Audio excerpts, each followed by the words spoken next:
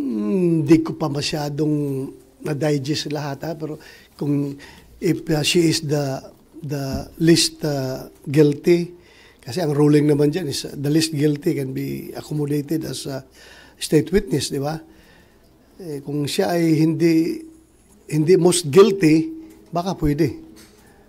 Depende yan. Depende yan. Anyway, we have the investigating agencies to determine. As a police investigator, tingin niyo po ba, despite the inconsistencies and obvious lies that who have been mentioned during the previous hearing, believable pa rin yung sasabihin niya kahit sa executive session?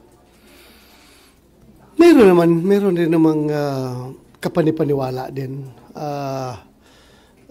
Siguro, kung nag-lie siya before, meron siyang rason bakit nilay. Pero during executive session, makita mo